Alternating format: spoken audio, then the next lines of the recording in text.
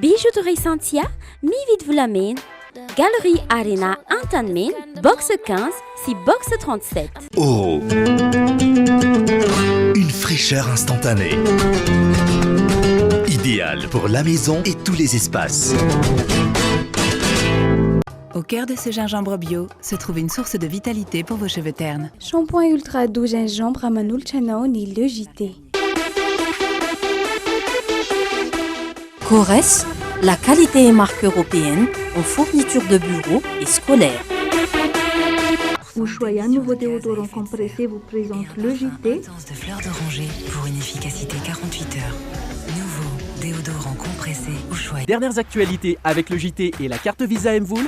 La carte Visa Mvoul, une carte internationale, sans engagement, sans compte bancaire. Le monde entier accepte Mvoul.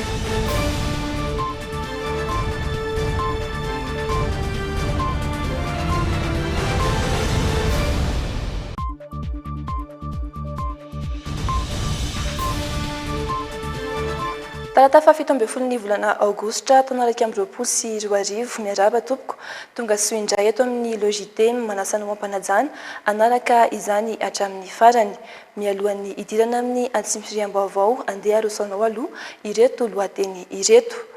Tsy tanteraka ny fifamindram-pahefana eo amin'ny ministry ny arenakibon'ny tany teo aloha sy ny ministra vaovao vao notendrena. Ny potra tao aorian'ny fanendrena azy ny raharaha fisolokiana mahavoasaringotra azy ny taona valo amby folo sy roa arivo. Misy toerana banga ankehitriny eo anivon'ny antemneran-doolona taorian'ny fanendrena ministra. Hosazina izay tsy manara-dalàna ary omena valisoa izay miasa tsara, io no nambalan'ny mpitahiry ny tombokasem-panjakana sady minitry ny fitsarana vaovao nandray ny fahefany io atoandro io. Amin'ny alakamisy 9 aogositra izao ny sidina fampodiana voalohany no ataon'ny fanjakana malagasy, entitra ireo fepetra takiana amin'ireo mpandeha. Be mpisafidy mahajanga amin'izao vampitona ny fialan-tsasatra izao. Olana mipetraka nefa ny tsy fahafantaran'ireo mpivahiny ireo fady sy fombafomba misy any an-toerana. Anomboantsika ny fampalalam-baovao any Alaune.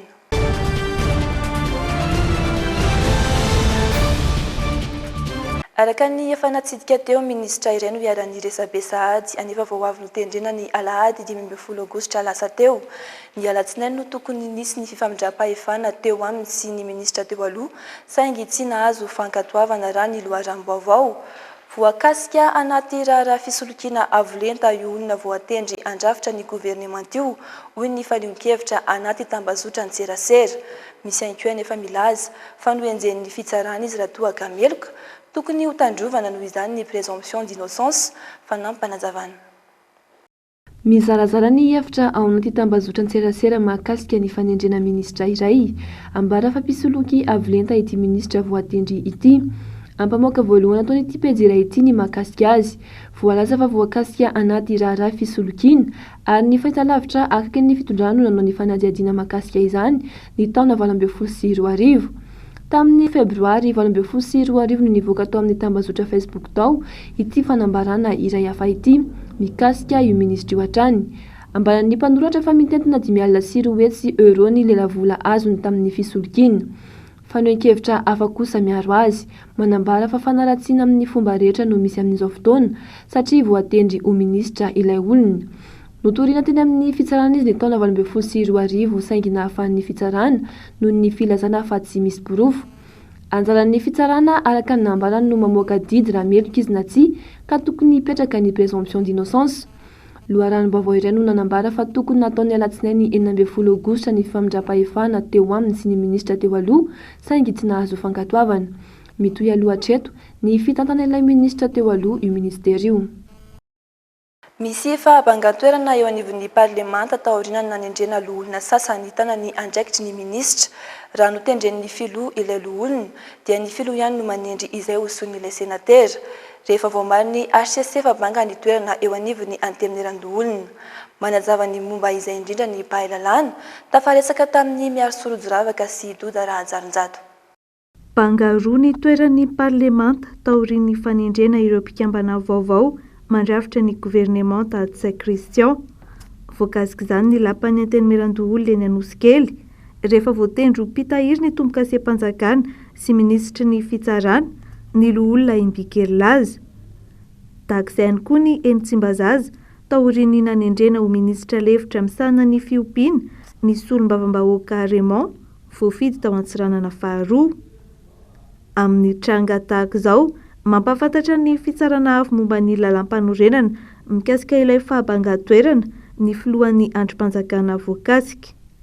Ny HCC avy eo no manamarina ny fampangan-toerana ary mitonona ny anarana izay olona voatendry isolo-toerana ilain'ny tana andraikitra vaovao eo anivon'ny governemanta. Izany hoe raha ohatra eo anivon'ny anteny meram-pirenena izy na olona anisan'ny voafidy dia izay praillistra aminy na mpisolo-toerana azy no tendren'ny fitsarana avy momba lalam-panorenana mba ho lasa loolona na lasa solombavam-bahoaka.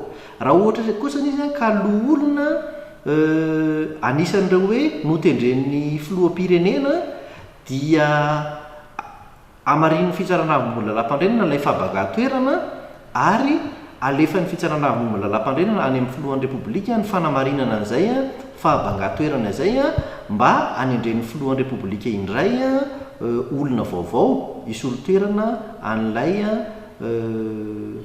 loolona izay lasa ny andraikitra asa eo anivon'ny gouvernemanta. Amin'ny ankapobeny tsy misy fepitaona apetraky ny lalàna, tsy maintsy anaovana fanamarinana na fampahafantarana ilay fahabanga-toerana. Saingy nazavain'ny mpahay lalàna fa fomba fiasana zatra hatramin'izay no hoe aingana be ny fandefasan'ny filohan'ny andrim-panjakana ny fampahafantarana ny fahabanga-toerana any amin'ny HCC ary vetivety tahak'izay ihany koa no anendrena ny solon'ilay solombavam-bahoaka na loolona vao antso hitana andraikitra eo anivon'ny governemanta vaovao. Totosa androany atoandro ny fifamindram-pahefana teo amin'ny mpitahiny tombokasem-panjakana sady minisitry ny fitsarana teo aloha Andriamahefarivo Johnny Richard sy ny vaovao Imbiki Erlaz hosazina izay tsy manara-dalàna ary omena valisokosa ireo miasa tsara. Ny antso amin'ny tokony anajana ny fitsipipehezana sy ny anehoana fitondran-tena mendrika na eo am-panatanterahana ny asa na anivelan'ny minisitra vaovao. Teny Faravohitra nanatrika izay ka mitatra amintsika ny vaovao i Andry Lalain'Andriamasy sy Kasambola manana fanampy fanazavana. Entitra kokoa ny mpitahiry ny tombokasem-panjakana sady ministra ny fitsarana Imbiki Erlaz nanao antsoavy tamin'ireo mpiara-miasa aminy ny amin'ny tokony anajana ny fitsipifehezana na eo am-panatanterahana ny asa na any ivelany. Nandrangaranga sazy mihitsy izy ho an'ireo izay mini mandika ny lalàna sy ireo manaratsy ny endrika ny fitsarana. Mila mametraka isika n'izany hoe disipline ato anatin'ity fitsarana ity, na amin'ny resaka asa izany na amin'ny resaka fitondran-tena ivelan'ny fitsarana satria ahoana moa ny ahafahantsika mitsara olona na manitsy ny vahoaka malagasy raha isika ary no mania, raha isika ary no tsy atokisa ny vahoaka malagasy, fa dia manainga anareo ny tenako mba ho tonga saina mba iombom-po amintsika rehetra amin'izany hoe famerenana ny hasiny fitsarana anatin'ny fahamarinana izany. Mety izy ny ataontsika hoe fisaorana atsika amin'ny asa soa, amin'ny asa tsara izay ataontsika. Fa eto kosa ny tenako dia efa miteny ihany koa fa tsy sorona ny anasazy raha tokony ho atao zany fanasaziana izany ho an'izay olona tsy vonona ny aradia, satria everiko fa fotoana izao tokony hanovana ny fomba fijery, tokony hanovana ny fomba famindra hanatsarana bebe kokoa an'izany. Nentany koa ireo mpitsara namany mba hay andanjalanja ny dipitsarana avoaka no resany amin'ny tokony hanafanganana ny famoahana izany ary nasintsindrim-peo manokana mikasika ireo raha mafampana toy ireo ady tany izay maro tao ao. Eo koa ny fanafoanana ny kolikoly amin'ireo fananam-pirenena eny evo ny sekolim-panjakana ambony manofa no mpitsara sy mpiraikitra raha ary ny sekolim-panjakana ambony ho an'ireo mpandrarany fonja mba ho fitsarana marina ho an'i Madagasikara miarina ny tanjona. Aza adino fa ny didi-pitsarana, ny fihetsika, ny zavatra rehetrarehetra ataontsika dia misy fiantraikany amin'ny olona tsiraidray, amin'ny fananany, amin'ny fiainany, amin'ny voninahitra, amin'ny vahoaka ary indrindra amin'ity firenena malagasy ity. Haindehibe iankinan'ny firenena, iankinan'ny fampandrosoana ny firenena, ary indrindra analana n'izao fahantrana lalina ho an'ny firenena sy ny vahoaka malagasy zao ny asa ataontsika ato amin'ny fitsarana rehetrarehetra, na ny fitsarana foibe zany eto amin'ny ministerina fitsarana, na ireny fitsarana rehetra manodidina Madagasikara, ny fonja rehetra, ny sampandrara rehetra miankina amin'ny ministerina fitsarana. Ka eto ny tenako dia manainga anareo, mampirisika anareo mba hanohy zavatra tsara izay efa nataonareo, anatsara bebe kokoa ary amela ny aoriana ny zavatra mety ho ratsy izay nataontsika hatramin'izay. Ny fanaovana ny asa anatin'ny fanajana ny lalàna, ny fanaovana ny asa anatin'ny fahamarinana indrindra no zava-dehibe anisany takina aminareo. Ny mpitahiry ny tombo-kaseha-panjakana sady ministry ny fitsarana teo aloha Andriamaefarivo Johnny Richard dia nanazava fa ho fanatanterahana ny asa-panjakana no nisina fanaisana fepetra sy sazy ho an'ireo mpitsara sy mpiasa ny fitsarana sasasasany nandritry ny 12 volana nitondrany. Totosandroany ny famindram-pahefana teo aminy sy mpitahiry ny tombo-kaseha-panjakana sady ministry ny fitsarana vaovao Imbika Erilaza.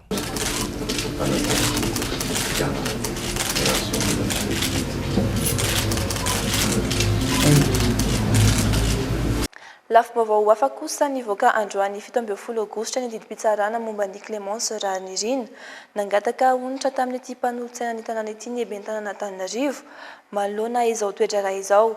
Nilaza ho mbola vonina hiatrika izay zava-miseho aorian'izao io Clémence Rarinirina raha ny nambarany.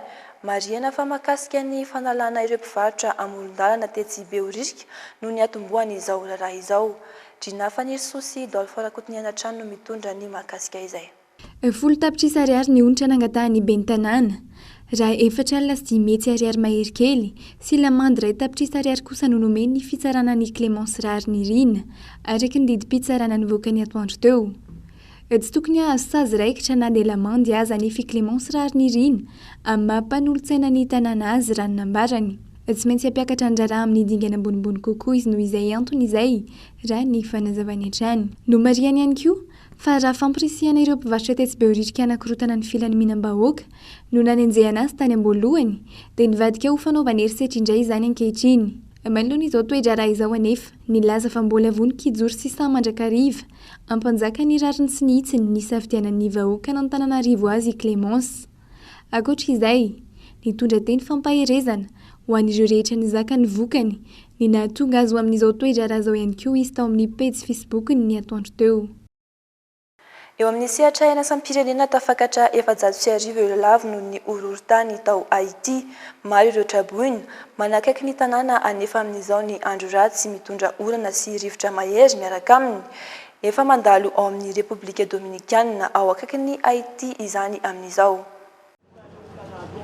Ipoka ny toeram-pitsaboana ao Haïti, feno tanteraka ny tranopaty ao an-toerana, tafakatra 700 ireo maty noho ilay horohorontany nianjady tamin'ny firenena.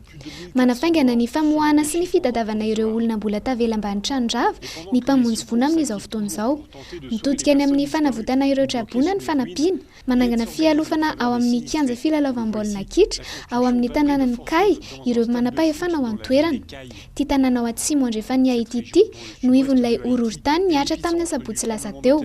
Manohana tanteraka ny manam-pahefana ao Haïti ny firenena Amerikanina, nandefa angidim-by izy ireo anamorana ny famondrana ireo maratra mankao amin'ny renivohitry ny tanàna.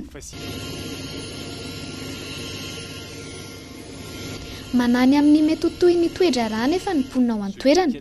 Manakaiky ny tanàna ny andro ratsy, nampitondrain'ireo manam-pahaizana ny anarana hoe Grèce zany.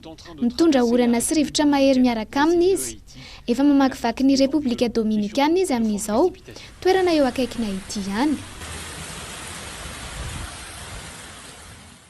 Misotranao mbola manaraka hatrany fampahalalam-baovao amin'ity ariva ity isongadina ato amin'ny actu ny vaovaon'ny fahasalamana sy ny fivoaran'ny valanaretina Covid-19 eto Madagasikara.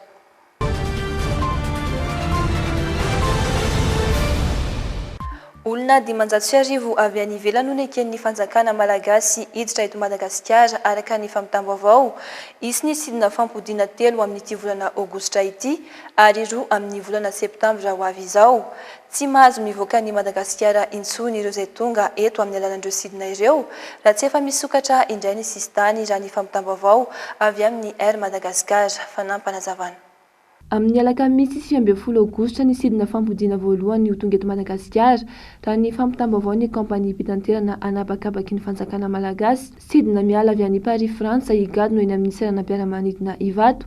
Sidina fampodiana manaraka ny amin'ny 12 aogositra sy 14 aogositra ary ny 10 sy 20 septambra 2022. Pandeha manodidina ny 500 aloha hatreto no efa nahazo alalana avy amin'ny fanjakana malagasy hiditra eto Madagasikara. Maro ny fepetra-takiana napetraka ahafahana mahazo tapakila araky ny toromaky ny filoham-pirenena.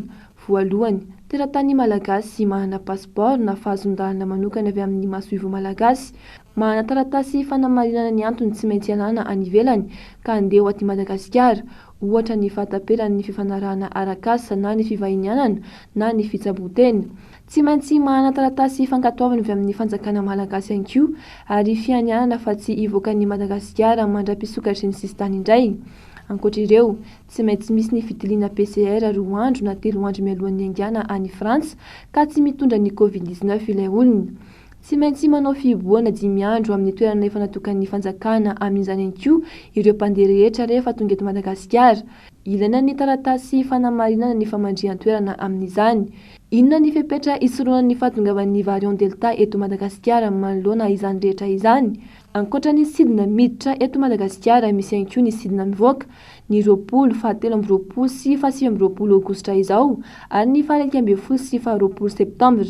Mahafeno ny fepetra takin'ny fanjakana frantsay indray ireo mpandeha rehetra hiala eto Madagasikara ireo. Na tsikaritra honidina aza ny tarehimarika maneho ny fivoaran'ny Covid-19 eto amintsika, mariska ny olona mamendraka ranom-panafody ny trano sy ny tokotaniny ho fisorohana ny valanaretina. Araka ny fanadinana ataon'ny miasorojravaka sy dodara hajaronjato, misy amin'ireo tanora tsara sitrapono manao izay fandrarana ranom-panafody izay mamempoana ho fanasoavana ny mpiarabelona. Misy nefa ny teny irana amin'ny tompon'ny tanàna vao irosoana na tsy izay famindrana ranom-panafody izay. Fanampanazavana.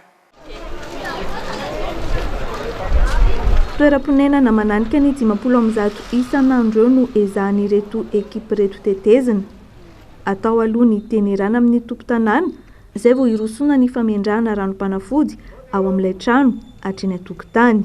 Ny lanjany misy fisin'ny fanafody maimam-poana aloha amin'izao fotoana izao dia ahafahana mahafaty ny bakteria isan-karazany na dia ny bibikely aza. Indrindra moa fa ny aretina zany tena important be ny fasivana an'ilay fanafody. Ahavitana mamendraka tokantrano 9 hatramin'ny 10 eo ny 9 litatra amin'ilay ranom-panafody isaky ny dabakely babeniny.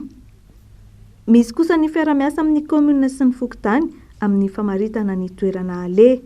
Anisan'ny zava-dehibe ho anay ny resaka fahasalamam-bahoaka. Mbola ao anatin'ny atao hoe valanaretina coronavirus tsika ary raha ny situation dia hoe miara-miaina aminy ny vahaolana angambany. Efa nanomboka tamin'ny 9 aogositra teo izy ireo no nanao ny asa ary efa nahazo alalana tsara teto amin'ny komuna izany. Dia ampirisihana ny ananisa tokantrano mba handray amin'izy ireo misy badge eo misy tompon'andraikitra miaraka aminy. Ho an'ny komuna Antehiroka manokana raha misy anjatony tafo eo ny fokontany iray, ny 2-telon'izany hatreto no nanaiky ny anaovana famindrana ranom-panafody. Ilay izy zany désinfection sol dia solution chlore nampiasanay amin'ilay izy. Efa misy procédure moa zany izay hoe efa nahazo formation tamin'ny hygiéniste na CSP2 zany izay fanatanterahana anazy. Tanjonay koa hatreto hoe andraraka ranom-panafody isa-tokantrano eraka Antananarivo. Ray volana teo izay nanomboka ny faraparany volana Jolay no nisehatra tamin'ny famindrana ranom-panafody maimam-poana ny tokantrano ny tanora mandresin'ny fahantrana afoizina amin'ny hoe TMF. Hatreto miainga amin'ny herin'ny fikambanana aloha ny famatsiana ny ranom-panafody araraka ho fisorohana ny valanaretina Covid.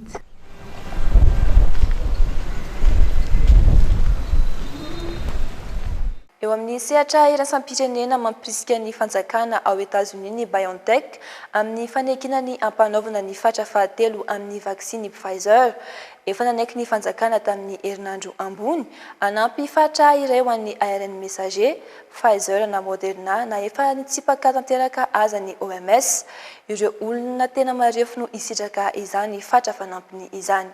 Joe Biden l'évoquait dès la semaine dernière, la FDA. Naomby hatramin'izao ireo andrana rehetra nataony BioNTech mangataka ny hamahana ny fanaovana vaksiny Pfizer fatra fahatelo ao États-Unis izy ireo. Ny alatsinainy teo nitondra ny vokatry ny andrana rehetra izy ireo amin'ny manam-pahefana mahomby amin'ny fisorohana sy ny fiadiana amin'ny variant beta sy ny delta ny fanaovana fatra fahatelo araka ny nambaran'ireo manam-pahefana. Atao eo anelanelany 4 volana ao aorian'ny nanaovana ny fatra roa voalohany ity fahatelo ity. Tamin'ny herinandro ambony nanaiky ny hanampiana fatra iray hafa amina vaksiny ARN messager Pfizer na Moderna i États-Unis ho an'ireo olona tena marefo. Ny OMS anefa tsy manaiky ny fanampiana fatra hafa ametrahana ny fitoviana eo amin'ny fampisitrahana vaksiny amin'ny firenena matanjaka sy marefo no antony. Mbola ivory ny komite ao amin'ny ivitoerana misahana ny fisorohana sy ny ady amin'ny aretina na ny CDC sy ireo misehatra amin'ny fahasalamam-bahoaka ao Amerika. Iresaka momba ny tombotsoa avy amin'ny fanampiana fatra vaksiny hafa ho an'ireo olona mihoatra ny 5 taona, ireo mipetraka any amin'ny trano fisotrondronoana sy ireo mpitsabo izy ireo. Les autorités américaines espèrent donner un second souffle.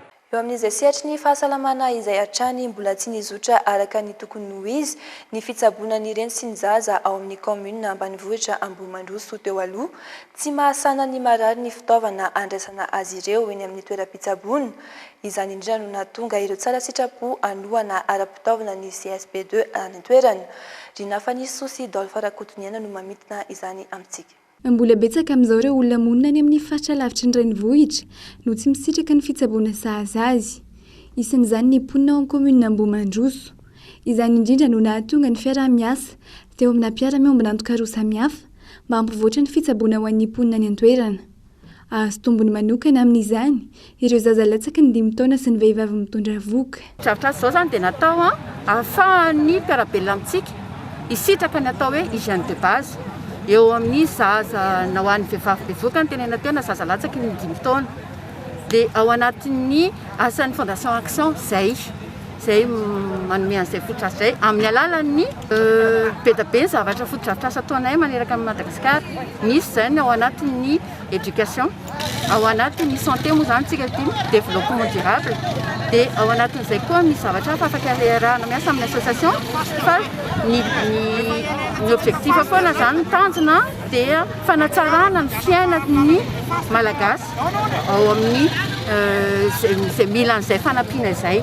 Ankoatra ny fanatsaran'ireo fotodrafitrasa teny anivon'ny toeram-pitsaboana, nanolotra fitaovana ahafahana mampisitraka fitsaboana feno sy sahaza ho an'ny mponina ao amin'ny commune Ambohimandroso ihany koa izy ireo ny zoma lasa teo. Natao laharam-pahamehana isitraka ity tetika sy ity ireo mponina any amin'ny faritra mitokana sy ireo any ambanivohitra raha ny fanazavana. Ho an'ity commune ity manokana izao, mponina manodidina ny 5,000 sy 1,000 alina no afaka isitraka tombotsoa amin'izao fotodrafitrasa sy mpanavaozana izao. Miroatra makany Mahajanga ireo mpiala sasatra tsy mitsaha mitombo ireo mihazo ny renivohitra Iboeny. Ny amaro koa anefa ireo niaran-doza lasa ny ranomasina ka misy namonena mihitsy. Ny tsy fahafantarana ireo fadifady any an-toerana no mety ho anton'izany raha ny fanazavany talepatry ny fizahantany ao Boeny.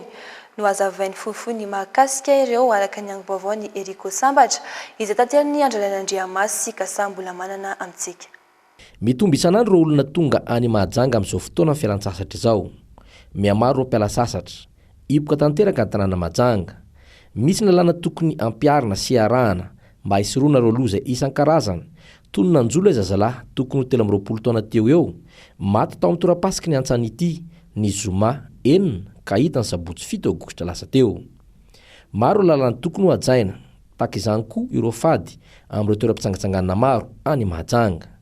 Manamafy izany ny taleny ofisiparitry ny fizahantany any Boeny.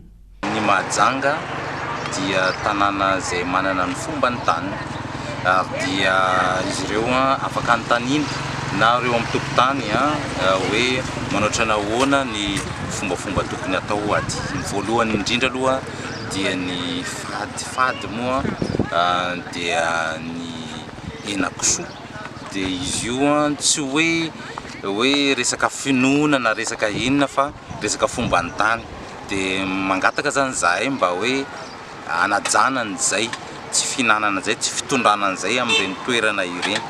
Eo ihany koa moa ny hoe ohatrany any ty zao ohatra misy fomba anankiray ihany koa hoe parasol hoe aza mitondra an'ireny elobe ireny satria tsy mety amin'zareo izy ireny dia aleo mba ajaintsika moa zany momba an'izay.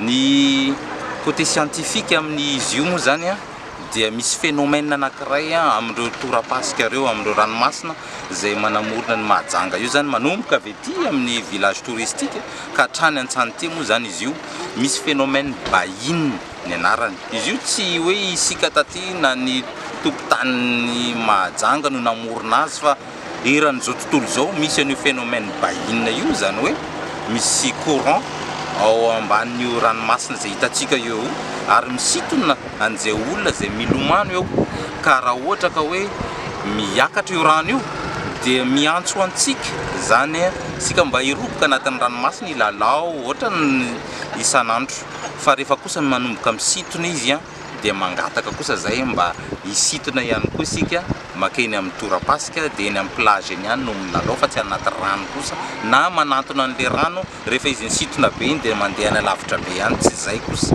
fa aleo miverina amin'ny torapasika zany isika. No azavainy italeny ofisym-patra fizahantany amboeny ihany koa fa manan-kery hatrany ireo toromarika zay napetraka momba ireo toeram-pitsangatsanganana zay tena be mpitsidika ireo. Nanamafy ihany koa izy fa mila mahafantatra izany ireo mpiala sasatra any Mahajanga mba hisoroana ny loza mety hitranga. Niaona manokana tamin'ny filoham-pirenena Malawi tany filoham-pirenena Malagasy ny alatsinainy 12 Aogositra tany Malawi manaraka akaiky ny fomba nitantanan'i Madagasikara ny fiatrenan'ny Covid-19 i Malawi hoy ny filoham-pireneny ary manamafy ny fanafody nentim-paharazana sy voajanahary no antoky ny fahombiazana andresana ny coronavirus aty Afrika. Tokony ahavita amokatra ny vaksiny manokana ny kontinanta afrikanina araka ireo filoham-pirenena roa ireo. Fanampanazavana. Samba no niaona manokana tamin'ny filoham-pirenena Malawi tany filoham-pirenena Malagasy.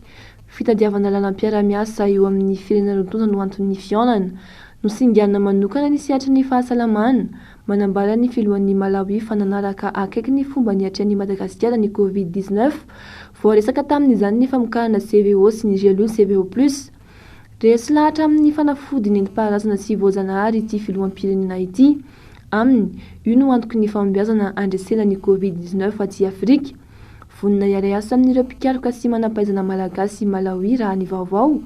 Tokony ahavita amokatra ny vaksiny manokana i Afrika ho an'ireto filoham-pirenena roa ireto. Nasiantena ihany koa ny sehatra ny fambolena sy ny fiompiana ary ny fisahantany tany Malawi tany, isan'ireo fototra iveloman'ny firenena rontonta ireo sehatra ireo. Raha efa voaresaka tamina gazety maro ity tanterana manaraka ity, tantaram-piainan'ny ankizy 3 mianadahy mitaraina favery Anjaralova, manambary ana Masha sy Reza Iridry fa ninentoany ihany no ao ambadiky ny alatra Anjaralova, orinasa iray eny Anosy no fototry ny disadisa. Efa niakatra fitsarana ny raharaha tamin'ny volana septambra 2020 noho ny fanahina fanararotana fananana na ilay hoe abus de biens sociaux. Efa resy teny amin'ny fitsarana io nentoany io, saingy amban'izy 3 mianadahy fa manao izay ho afandrehetra tsy ampiarana ny didy. Mandany nanaovana siny taratasy tondrozotra feuille de route fizarana lova ity farany. Indro ny resaka amin'ny fiteny frantsay ny fanaovan'ny mpanao gazety tamin'ny iray tamin'ireo mpandova. Alors bonjour Anna. Bonjour. Merci de vous rendre disponible pour cette entrevue. On va commencer, on va parler de cette saga qu'on découvre sur Facebook, Héritage volé. Déjà, pourquoi avoir choisi ce titre? Pourquoi l'avoir pris? Notre héritage a été volé par notre propre famille. Le titre est évocateur et tout le monde le comprend. Les Karan, c'est cette maçon qu'on appelle les familles indo-pakistanaises ici à Madagascar. Ils sont vraiment reconnus pour leur discrétion. Pourquoi avoir fait le choix d'étaler cette affaire au grand jour? Alors, c'est une histoire où cette injustice nous fait souffrir depuis que nous sommes petits. Mais depuis la mort de notre père, nous avons décidé que c'était la goutte d'eau qui fait déborder le vase. La famille dont vous faites référence est très connue à Madagascar pour obtenir ce qu'ils veulent en utilisant la corruption. l'argent est roi. Et pour éviter et pour freiner ces mauvaises habitudes, nous avons décidé de rendre publiques toutes nos actions. Lorsque notre père était en vie, il a essayé de se battre loyalement pour récupérer son héritage. Ils n'ont pas hésité une seule seconde de payer et corrompre plusieurs personnes dont nous avons les preuves. L'action publique vise à endiguer tout ceci. Alors, les principales personnes concernées que vous accusez, que vous pointez du doigt, sont entre autres votre tante, certains de ses fils, comme vous le dites, ainsi qu'un certain Dada. Quels sont leurs rôles respectifs dans cette affaire? Donc, Dada, le père de notre tantine Misbin, est connu pour ses arnaques dans la communauté. Il a commencé en 1985 en abusant de la confiance de mon grand-père, Feu Dindar Iriji. Ensuite, 10 ans après, il a été rejoint par sa fille, Tantine Misbin, pour à son tour rentrer dans l'escroquerie. Depuis, leur seule issue, c'est la corruption pour freiner au maximum l'ensemble des procédures. Aujourd'hui, ils sont seuls et nous sommes ravis de les voir ainsi. Selon vous, cet héritage qui vous revient de droit, vous avez engagé des procédures judiciaires pour vous faire justice. Vous parlez de corruption, vous parlez d'abus. Est-ce que vous avez quand même... où est-ce qu'on en est actuellement déjà? Donc, on a gagné tout l'ensemble des procédures devant les tribunaux. Cependant, la technique de Dada et de Tantine consiste à nous épuiser judiciairement en faisant des appels pour gagner du temps. Rendez-vous compte, Misbin a même fait appel à sa propre signature. L'objectif est simple, trouver un moyen de payer pour annuler ce jugement. Nous sommes face à des escrocs professionnels.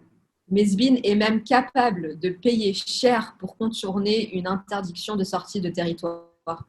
Cependant, tout a une fin et nous collections les preuves. Alors oui, vous parlez de preuves, vous les collectez. Vous avez cité une preuve, par exemple, sur laquelle une signature a été faite. Je crois qu'il s'agit d'une signature sur le partage, la répartition des biens. C'est bien cela? Donc, c'est la feuille de route. Et pour la feuille de route, il y a environ, peut-être un peu moins de 10 ans, des personnes dans la famille se sont mises ensemble avec mon père, avec Misbin, etc., pour décider comment répartir l'usine et pour faire ça d'une manière équitable. Tout le monde a signé cette feuille, absolument tout le monde. Mais ensuite, Misbin a décidé qu'elle n'a pas signé en fait. Elle voulait pas admettre qu'elle avait signé, même si c'était clair et net. Et du coup, c'est pour ça qu'on a fait appel au tribunal. Vous avez fait appel au tribunal. Comment est-ce que vous alliez la distance ainsi que la procédure judiciaire, surtout à Madagascar? Est-ce que vous avez du soutien ici dans le pays, puisque vous êtes à l'étranger en ce moment? Est-ce que vous avez du soutien ici au pays? Est-ce que vous luttiez seul, voilà, les trois? C'est très difficile en effet, car nous sommes jeunes et loin de Madagascar. Nous avons engagé des avocats qui nous représentent, ainsi que la protection diplomatique de notre pays. En ce qui concerne le soutien de notre famille, si difficile soit-il, personne ne nous aide, mais tout le monde regarde. Disons que nous sommes seuls face à eux, mais nous recevons des appels bienveillants tout en nous demandant de garder l'anonymat. La réalité, c'est que tous connaissent Onali et tous savent ce qu'il a fait. Personne ne souhaite lui parler. Donc oui. Si vous aviez l'occasion d'être face à eux en ce moment, vous leur direz quoi? Je dirais déjà à Onali, comme l'a écrit mon frère sur Facebook, Onali, si tu as un homme, viens nous confronter. Et Misbin, où que tu sois, nous serons sur ton chemin. Vous n'en avez pas fini avec nous, bien au contraire. Merci Anna. Betsaka ny asa andrasana amin'ireo mpikambana vaovao amin'ny gouvernemanta amin'izao toedraram-pirenena izao. Misy hatrany anefa ny napetraka ho laram-pahamehana amin'izany. Tendro lehibe ao anatin'izany ny fampandrosoana ny vokatra malagasy, fa eo ihany koa ny fametrahana ny rehetra ho samy eo ambany lalàna, hoy ny filohan'ny fitirama androany tamin'ny rina fanirisoa sy Dolphe Rakotiniana. Isan'ny nisongadina tao anatin'ny asa miandry ireo minisitra mandrafitra ny gouvernemanta vaovao ny fanantonana misimisy kokoa ny vahoaka. Zava-dehibe ary tena tokony homena lanja izany hoy ny filompanorina ny fitirama androany. Fotoana ihany koa izao ahafahana mampiroborobo ny vokatra vita malagasy, isorohana ny fidangan'ny vidim-piainana, fa eo ihany koa ny fametrahana ny mangarahara raha ny fanazavany. Fitiavan-tanindrazana ary fieritreretana fanompoana vahoaka, izay no andrandraina n'ireo minisitra ireo ary ny indrindraindrindra ny fanjifana sy ny fanerena malagasy mba tena ity ny orinasa malagasy na kanjo na sakafo na sisa ialana amin'ny vidim-piainana sy takina tsy misy atakandro, takina tsy misy fipitra mihitsy ny anarahana an'ireo fanodikotonam-panjakana teo aloha sy n'ireo zavatra maro izay tena fata-daza eraky Madagasikara, tsy janona fotsiny tsika amin'ny hoe vita amin'ny passation dia noherina fa izay ny zava-dehibe andrasana fa ankehitriny mba aleo tsy mpangalatra mangazo na mpangalatra koa na reo olona madinika any no ampidirana amin'ny fonja sy hanaovana fanadihadiana fa mampivarahontsana. Mahita n'ireny fanambarana atao anatin'ny passation nataony ministra ny voly ireny volam-bahoaka ilay izy dia noherina fa hiasa mafy ny bianco ary tsy misy mihitsy ny kiatranotrano ary izany zany zavatra tena takina mba tsy hosarona fotsiny ao anatin'ireo fanovana gouvernemanta mba hitandraman'ireo ministra sy tompon'andraikitra ary grand corps de l'État afa ao anatin'izao rehetrarehetra izao satria andrasana ihany koa ny fametrahana ny olo-pirenena tsy ankanavaka ho samy eo ambany lalàna. Amin'izao mantsy betsaka ny antso izay amin'ny endriny samihafa niatra tamin'ny orinasa fitirama taorian'ilay disadisa teo aminy sy ny solombavam-bahoaka ny boribory tany fahefatra. Betsaka ny fandrahonana niatra tamin'izy ireo raha ny fanazavany hatrany. Iara-nato izay sy fanakorontanana samihafa ny mpitsabo malagasy fitirama ny afary malagasy ny exode urbain ankehitriny zany dia mbola tohizany ny fikambanana maintimainty-ndreniny hatrany. Ny zavatra olana reto tsy hainay hoe inona ny tena olana va rehefa namaly andreo fanakianana azy zay dia marobe hatramin'ny hoe anakatonana ny fitirama manerana ny Madagasikara, ny ankanakeriny ny zavatra misy anay ary ny trafic d'influence filazana fa olon'izy ireo ankehitriny any amin'ny ministera fahasalamana sy ny serasera ho atao interdit d'antenne sy ny sisa zay zany rehetrarehetra zany zany no iverinay fa fanararota-pahefana. No marian'ny filohan'ny fitirama fa mijoro ara-dalàna ny orinasan'izy ireo. Tsy hampembotra ireo vinakasany velively ny fandrahonana tahaka izao no mafisiny kosa nefa fa samy tokony ho feheziny lalàna ny tsirairay. Fanadihadiana dokavatra kosa andro sy sahisana dia mifana ny fandrotsahana ireo fonosana bolo audio amin'ny tombola bolo audio collecteur miaraka amin'ny JB amin'ny 12 aogositra ny farafandrotsahana izany eny amin'ireo toerana voatokana izay any amin'ny faritra Antananarivo, Mahajanga, Antsirabe sy Toamasina no afaka mandray anjara amin'izy ity. Ny 4 septambra no ataony fisarihana. Tombola bolo audio collecteur. Nanomboka tamin'ny 20 jolainy fandrotsahana ny valopy ahitana fonosana bolo audio 10 ao anatin'ny lalao tombola bolo audio collecteur, lalao miaraka amin'ny JB. Mifana ny 12 aogositra izao ny fahafahana mandray anjara amin'izany ho Antananarivo, Mahajanga, Antsirabe sy Toamasina. Toerana 4 no ahitana ny urina androtsahana ny valopy eny amin'ny épicerie, tranombarotra Aigle d'Or amin'ireo faritra voakasika, eny amin'ny toby JB Amboditsiry, Tanjombato ary Tsaralalàna, na ihany koa ao amin'ny Super Musique Analakely. Ny sabotsy 4 septambra amin'ny 7 no ataony fisarihana ary mivantana amin'ny fahitalavim-panjakana. Hozaraina isaky ny faritra ny loka, Lelavola Iretapitrisa ariary ny loka voalohany, Bandachary Hetsy ariary ny loka faharoa, Irahetsy ariary ny loka fahatelo ary Dimialina ariary ny loka fahefatra. Ampiasana anjifana entana ao amin'ny Aigle d'Or ireo Bandachat telo farany ireo. Yanoko, diodemzon bolo audio anao, les biscuits fin choco tsy manam-paharoa. Mialohan'ny sarana dia indro aloha arosoanao ny vinany mety toetry ny andro any rampitso alarobia fa 18 ny volana aogositra taona 2024.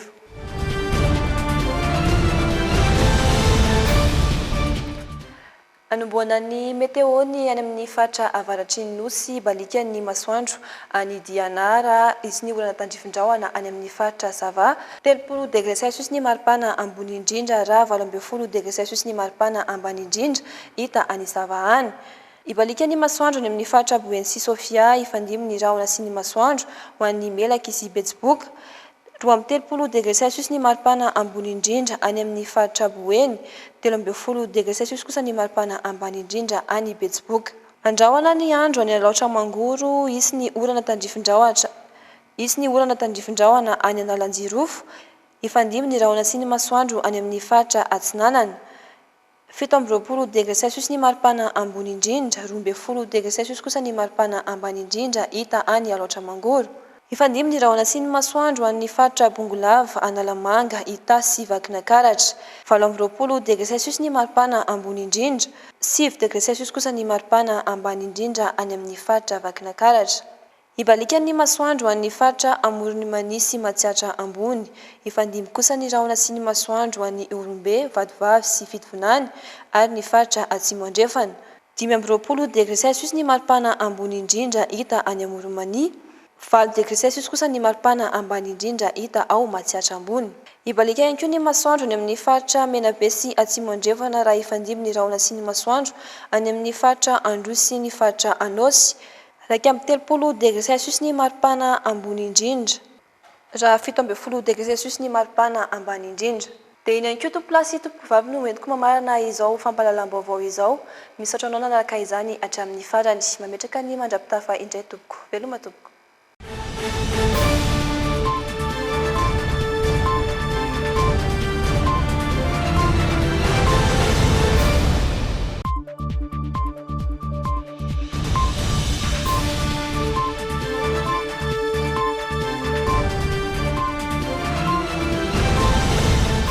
Les dernières actualités avec le JT et la carte Visa Mvoul. La carte Visa Mvoul, une carte internationale, sans engagement, sans compte bancaire. Le monde entier accepte Mvoul. Ushuaïa, nouveau déodorant compressé, vous a présenté le JT. De fleurs d'oranger pour une efficacité 48 heures.